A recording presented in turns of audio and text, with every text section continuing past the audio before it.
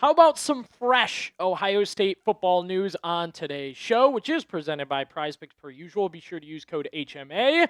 You'll get $150 in bonus lineups if you win your first $5 lineup on Prize Picks. A lot going on today in college football. It bleeds into Ohio State. I think it's good news there. And then some bad news that we do need to kind of go over that leads into good news. So good news, bad news, good news, all over the place for Ohio State. But this is why you want to tune into the show to stay up to date. Let's get to the biggest news, and this is college football news, but it's related to Ohio State, of course, in this instance. Pete Thamel was tracking this throughout the morning, and really this is awesome. The Big Ten was on the forefront of this. Sources, the Big Ten rule banning NFL players from playing at Big Ten schools has been unanimously approved by Big Ten ADs. There's a Big Ten FAR vote in the process to formally establish the conference rule. Essentially here, we've seen what's happened over the past few days with players that have tried out for NFL teams, signed contracts, going back to college.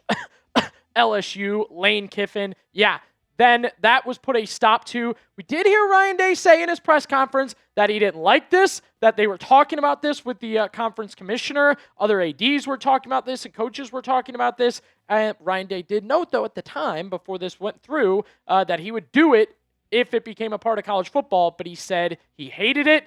This is good news because it's a little bit of integrity for college football preserved. Ryan Day and other coaches, we'll get to comments in just a second, stood up to the ever-changing world of college football and finally took a big red flashing stop sign and said, no more, stop, relax, and played an Uno reverse card and said, we can't be doing this, or we need to make sure the Big Ten won't be doing this. And shout out to the rest of the Big Ten as well. It definitely seemed like everybody agreed on this one, that we're getting too far in to college players circling back and trying to be a part, NFL players circling back and trying to be a part of college. What I want to do now, this was a win. This was a W. This was a good thing for college football, Ohio State in general. I think we should spam some W's. We like to do it in our watch parties.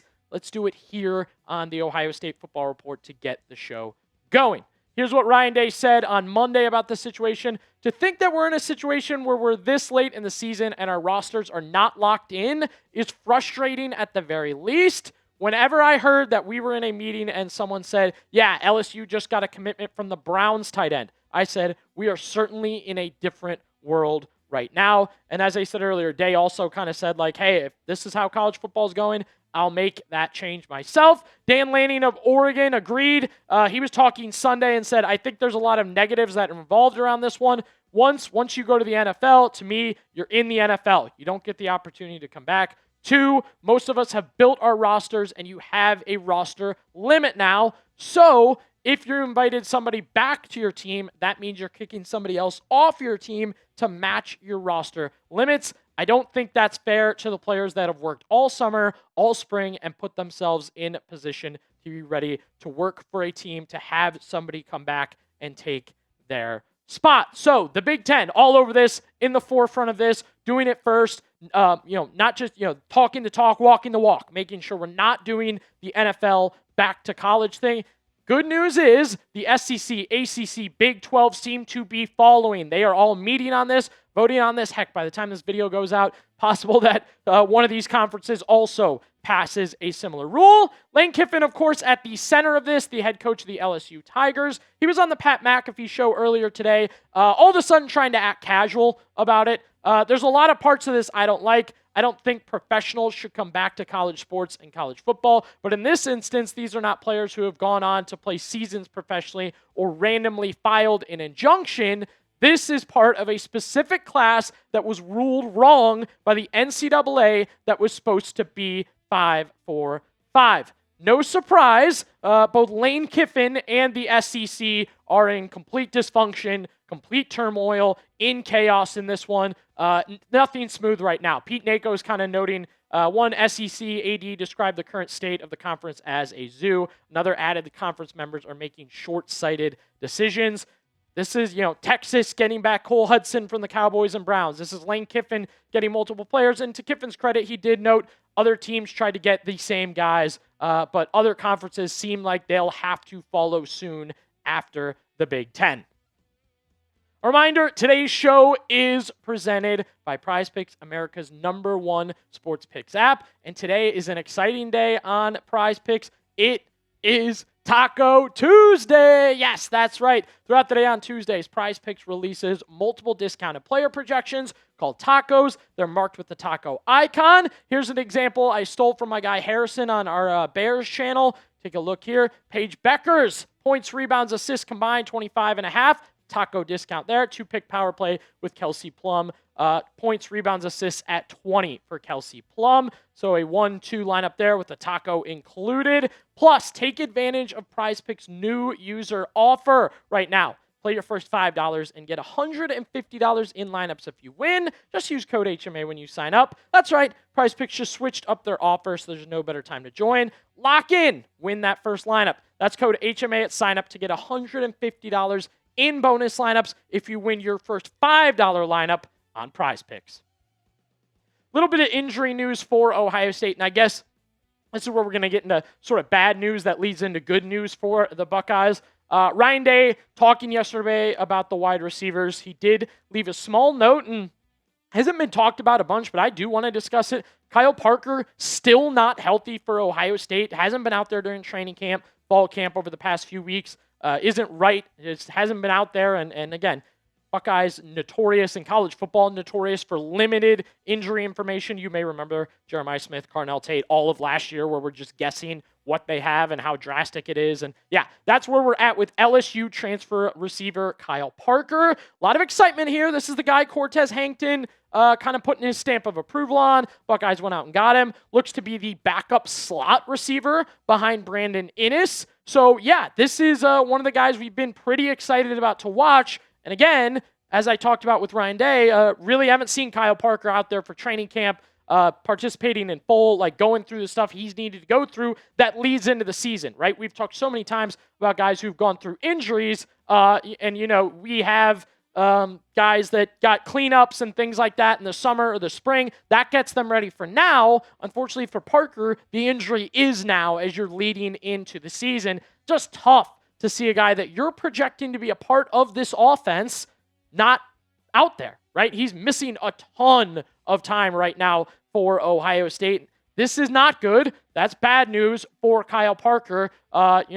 Missing all this time, you got to ask, like, can you give me immediate playing time when it's week 1 Ball State? Heck, week 2 versus Texas. Are you 100% when the Buckeyes tag you in? Or is it a situation where it's like, hey, you missed all that time. You missed getting ready for the season over the past month. Now it's go time. I don't think you're ready to go. That's how it feels more to me with Kyle Parker. And again, we heard from Ryan Day yesterday. He said there'll be 6 receivers playing for Ohio State. Jeremiah Smith, Brandon Inniss, Devin McCune, Parker, Chris Henry Jr., and Brock Boyd. So expecting to use 6. He also mentioned Desi Jones and Phillip Bell, but kind of hit on these 6. Now you take a look. Parker, I think, going to be out of the mix to start the year. Again, to start the year, if he's this unhealthy and still not back, that leads to the freshman. Good opportunities for 2 names here. Begins with White Lightning. That is a.k.a. 3-star, by the way, freshman Brock Boyd. The stars are gone at this point in time. You're just on campus kicking butt. That's what Brock Boyd has done. And yeah, I'm officially going to retire the 3-star talk because this guy should not have been a 3-star coming in to Ohio State. 75 catches, 1,400 yards in his senior year. One of the best programs in the state of Texas. Jeremiah Smith has hyped him up. Others have hyped him up now that he's gotten to campus. He could be somebody to step up with Parker losing out possibly on some snaps, or with Parker possibly still injured to begin the season, or on that list as well, Chris Henry Jr., who the Buckeyes have been excited about and Buckeye fans have been excited about for 4 years, waiting for Chris Henry Jr. to get here, finally here and wreaking havoc on the rest of the Ohio State defensive players. And now you're going to get into the season and hopefully see the same from Chris Henry Jr. And I think the hype building with Chris Henry Jr. So bad news with Parker's injury. Good news, you have 2 really quality names to now step up and step in for Ohio State. Chris Henry Jr. being one of them in this situation. My question for you, Buckeye fans, who gets to play that next spot up after Kyle Parker's out? Who gets to play in his absence? Chris Henry Jr.? Type A, if it's Brock Boyd. Type B, got to be one of the freshmen in this situation. Let me know who you think. And this is why you watch the show, because we have hit so many times, whether it be quotes from Ryan Day, quotes from reporters, my personal opinion, the freshman wide receivers are going to play. Brock Boyd and Chris Henry especially. You have others in the mix, but we kept hearing the freshmen will play, the freshmen will find time. We're going to get a shot to see the freshmen. Here we are. First chance has arrived. Expecting to see one of these guys to open the season with or without Kyle Parker missing time with injury. I was joking with the guys earlier today that we did tell you on Sunday night that Keldrick Luster would be the starting quarterback for Ball State when they take on Ohio State. What I kind of didn't break down enough, I think, was the overall like who Keldrick Luster is and type of player he is. And we've gotten a viral reaction over the next few days from social media about the Ball State quarterback. Why? It's the build. I'm sorry, and dude's a better athlete than I'll ever be, but the build is just uncharacteristic of anybody else in college football. 5'10", some have him listed at 250, just under here on the bio, but yeah, 5'10", 250. That is a different style of quarterback that Ball State is going to be trotting out there in week 1 for the Cardinals. Tell me, what's your score prediction for that one with Keldrick Luster getting involved here for Ball State as QB1? Predict the score to Ohio State, Ball State in week 1. The reaction came hot and heavy around college football. I think it's going to be a fun watch, despite, people joking Tom Fornelli. Again, different build. My man listed at 5'10", 250. Bowling Ball State, Tom Fornelli said. That one is fun. Sleeper college football, 5'10", 250, right? That's like unbelievable. That's a one-of-one build in college football. And then a good one from Mike Golick Jr. Again, we're just having fun. It's going to be a part of Ohio State going into the matchup for Keldrick Luster of the Cardinals. He does have some bigger school experience, not a ton. Hails from Texas State, SMU, now arrives at Ball State to kind of see what he can do against Ohio State on the road in week 1. The highlights are interesting to watch. The style of play is interesting to watch for Keldrick Luster. So excited to see what we kind of end up seeing from Keldrick Luster in week 1, Ohio State, Ball State. And again, be sure to leave your score predictions down below. And you can also join us for that one. That's right. Our watch parties are back. Are you on the go? Do you want a different way to watch Ohio State football? Do you want to hang out with fans, hang out with us here on the show? Join us for our watch parties. We're live an hour before the game. We're reacting after the game. We're giving prizes away. You're giving your opinion. We're talking about the play-by-play, the stats, the highlights right here on the Ohio State Football Report.